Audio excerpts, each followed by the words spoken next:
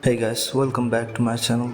In this video I'll show you this world quest in Natlan you can accept right here at this location, Ancestral Temple. So let's teleport to this waypoint. If you didn't unlock this waypoint you can just follow this road and you will get here. So let's teleport.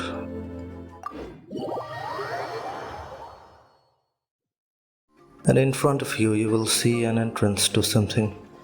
That's where we'll need to go. But it's sealed right now. To open this seal, we'll need to collect 3 items from around here. There are 3 relay balls just around this waypoint. One here in the east, one here in the west, and another one in the south of the teleport waypoint. So right behind us would be the first puzzle. Let's do it.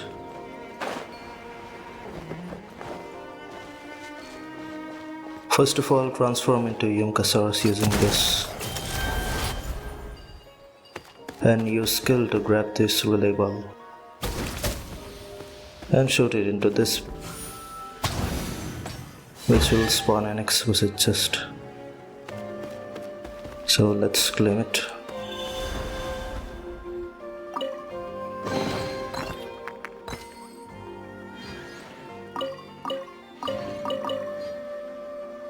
And it will give us this item, a Keystone.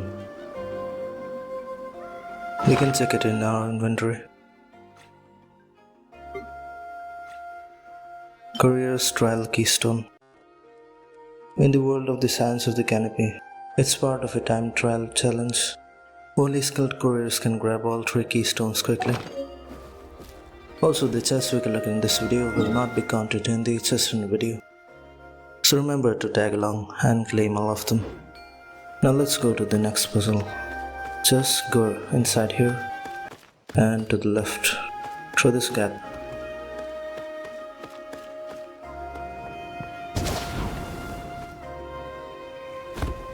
This is the next one. So let's go to the other side and grab this ball from here.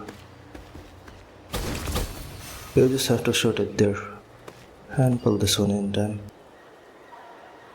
Let's aim towards it and shoot. Then just pull this one. So now. Okay, you just have to do it a little bit quicker. Let's try it again. And pull it right after that.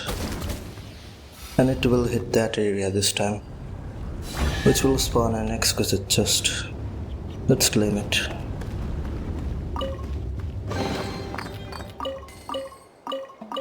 And now for the last one. Let's go that way. It's just on the other side of this room. Look on this. And then this way.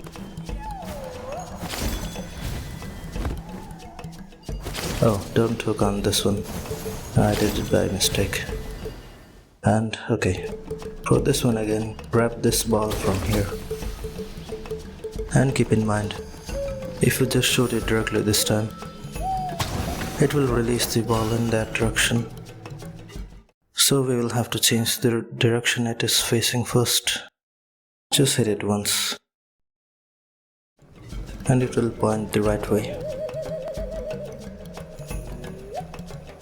So let's grab this bait again and shoot it here. Then hit it immediately to open that gate over there. And the puzzle is complete. Remember to hit it after you shoot the bait, otherwise it will go that way again. So let's claim the chest now. Hook over here. And here we go. Another exquisite chest. Let's get it.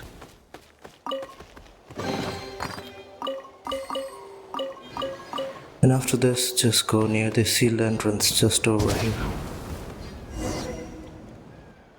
So Paimon spots a sealed gate and thinks the weird items we found earlier might be the key to opening it.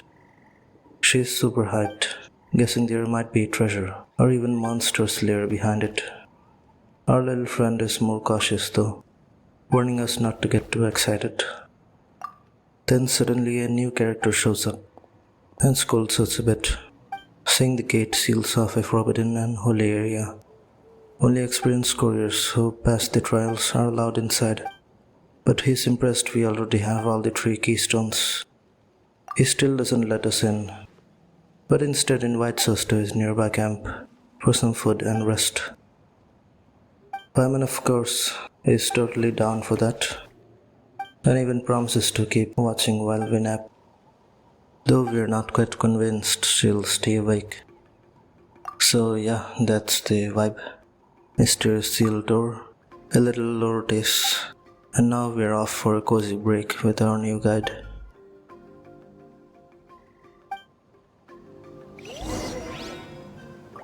So we will have to meet him in his camp. It's just up here.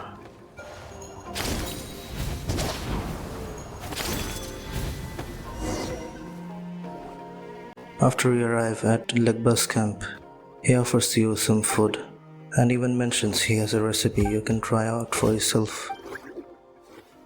If you check the nearby box, you'll find the recipe along with a few extra items he doesn't use anymore. Turns out he actually made multiple copies of that recipe, just in case he met someone in need. He's clearly thought about this kind of situation before. He explains that when you're out there on your own, especially away from the tribe, you have to rely on yourself. That leads to him finally introducing himself. His name's Legba. And after a quick round of introductions, he brings up something interesting. He's curious why we were near the tribe's taboo grounds, whether it was for treasure, secrets, or something else. Regardless of your answer, he makes it clear that the place is off limits. It's sacred, and it's where their ancestors once reconnected with the night. That event allowed more and more of their people to enter what he calls the Night Kingdom. He describes it as a place people go after death. Not many return from there. It's a mysterious and sacred location, and definitely not something outsiders should be curious about. Legba also talks about an old artifact, a medium, which their ancestors used to communicate with an voice of the Night Kingdom, known as the Vayab. While it's no longer needed today, it's still an important relic for their people. And although he realizes he's said a bit too much, he just warns us again not to trespass on the taboo grounds. He seems to care, but he's also serious. Eventually, night falls and he offers us a place to rest while he patrols. But just as we drift off to sleep, we're suddenly woken up by our little buddy. He was licking our face to wake us. And more importantly, he has found something. It's a strange obsidian statue, and he's clearly excited about it. Paimon immediately finds it creepy, and there's a quick moment of confusion where we wonder where it even came from. Just then Legba shows up, and he immediately recognizes it. That statue is the medium, the sacred one sealed away deep within the forbidden grounds. And yeah, it looks like our little friend might have accidentally dug it out while we were asleep. Legba's not happy about it, but after explaining the situation, he calms down. Still, the problem remains. This statue has to be returned, and to do that, we'll need to head into the ruins, which are filled with winding paths and dangerous mechanisms. So yeah, our rest break is over. Time to fix what just went wrong. And we will get the screwed obsidian statue in our inventory. So let's grab this chest under the tent as well. A precious chest, which will give us Forest of Color cooking recipe, which Legba was talking about. Let's head towards the barrier now. After agreeing to return the statue, Legba hands the keystone needed to open the sealed gate, but he also gives a firm warning. He's watching us closely, and we better not do anything reckless. Then just use this mechanism here to open the barrier. And you will have to give all those 3 keystones we collected from the puzzle here to open this. So confirm. And the seal opens. Legba tells us to head deeper in, but instead of worrying about our safety, he's more concerned about the statue we're carrying. Paimon's totally offended. After that, just jump in.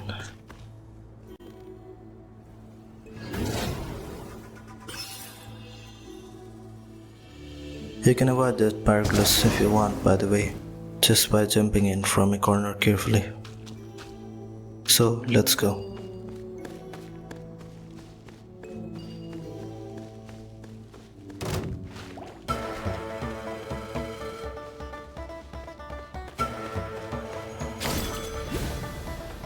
These lamps aren't much of a problem, so don't worry.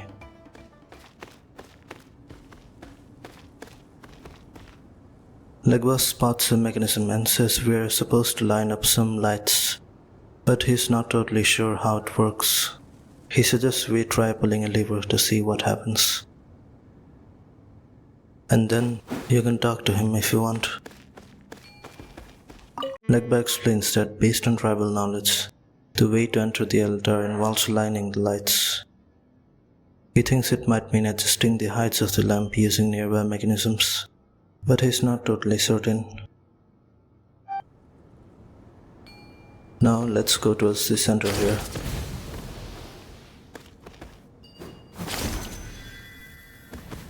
There are a few puzzles here we'll have to do. So first of all, go this way.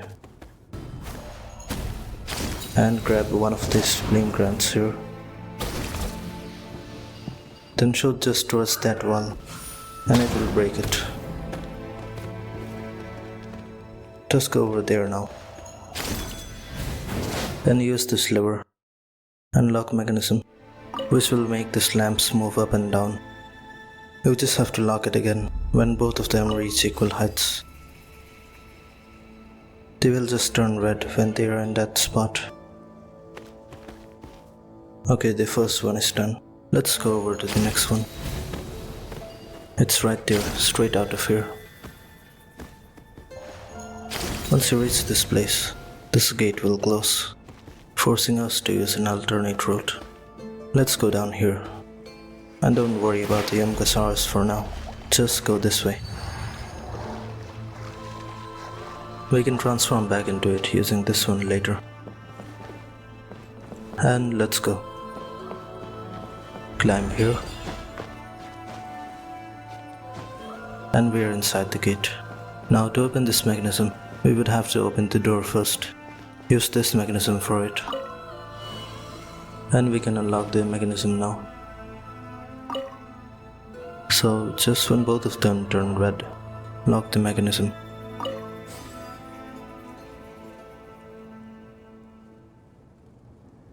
Now for the last one, which is right over there.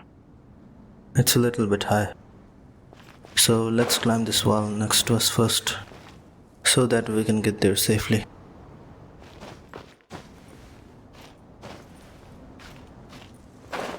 And climb here.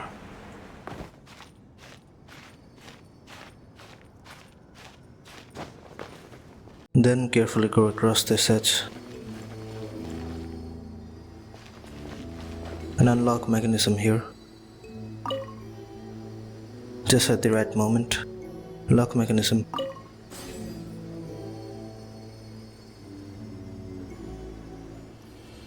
Then we're finally done. We can operate the mechanism over there now.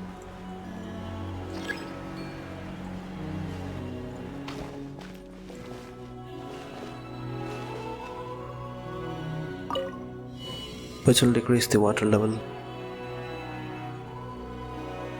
But before we go down, there are a few chests here. Let's claim all of them. And we'll enter a Yumkasaurus again first. And go in the middle, creating a platform. Then hook over to this side on the wall. And use the skill again to get over there. And here we go, a common chest.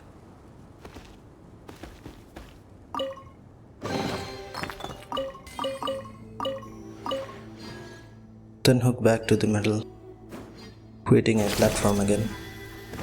And then this way toward that spirit sconce. The chest is right up here. A remarkable chest.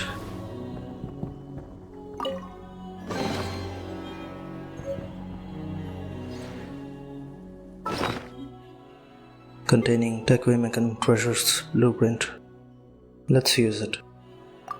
Here's also the Forest of Color recipe, by the way, from the chest we got outside near the camp. Let's use this one as well. If we collect the chest before decreasing the water level, our Yumkasaurus might drown, so just to be safe we did it before getting the chests. Now let's go over there, and we will find a precious chest. Legba points out the location of the altar, mentioning that according to tribal legend, it could be guarded by the Vibe, spirits of fallen guardians who can still communicate with the living. The obsidian statue was once used by the tribe to speak with the land of night. When Paimon wonders if the Vibe might be angry that they took it, Legba hesitantly says it should be fine, hopefully. Let's claim the chest now.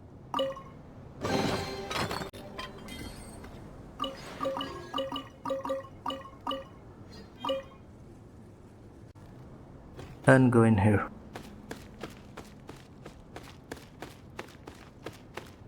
Be careful, there's a gap in the ground. It isn't that deep though, don't worry if you fall. You should be able to easily get back up. So let's go.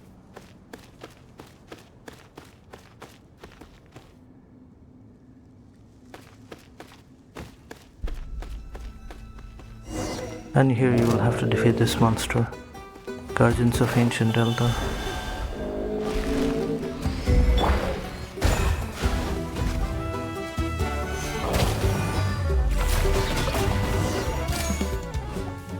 After you defeat it, Legba is amazed that he managed to defeat the Vibe's manifested will, something most would fear and avoid.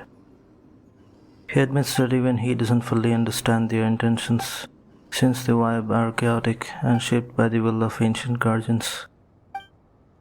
He shares a tribal legend about how the Night Kingdom and the Obsidian Totems help people resist the growing influence of the Abyss during a time of great peril.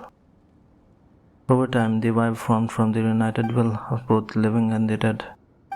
What we fought was just one small piece of their collective will, and if provoked, they could return. Paimon quickly suggests putting the statue back on the altar before anything worse happens. And you can talk to him again if you want. He suggests it's the right time to return the statue to its rightful owner. Alright, so let's place the obsidian statue back in the altar now. Make offering.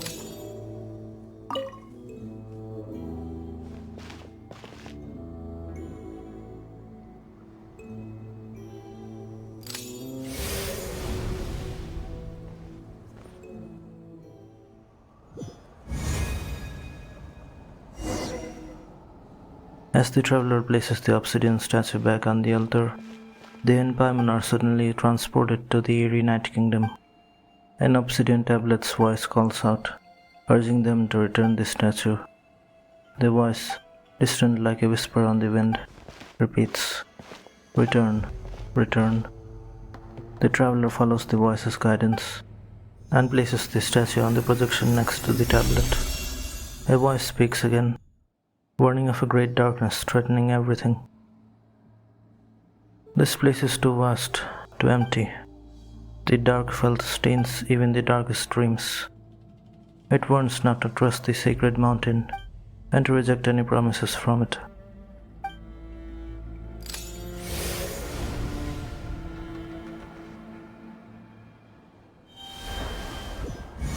Before the traveler and Paimon can process this strange encounter, they are teleported back to the temple. Legba, visibly relieved, greets them with a nervous laugh, revealing that he thought they had been abducted by the Vibe.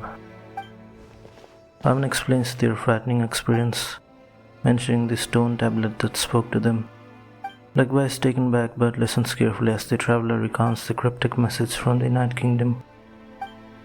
He reacts with a mix of awe and disbelief, remarking that the traveler might just be the first person to ever return from the Night Kingdom.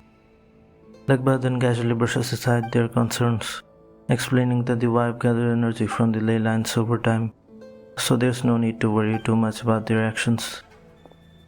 He lightheartedly reassures them that if he were a stricter adherent of the tribe's belief, punishment would have surely followed.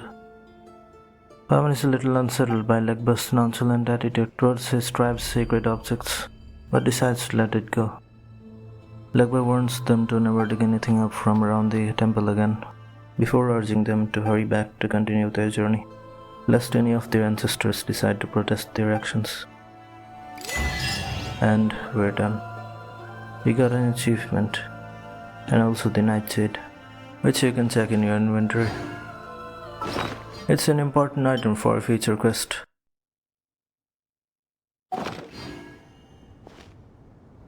Here's the achievement. No taking without permission. Let's claim it.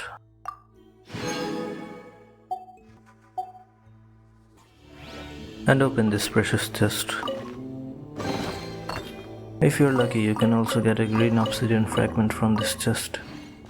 But don't worry about this item for now. I'll show you how to claim all of them in a future video. So that would be all for this video.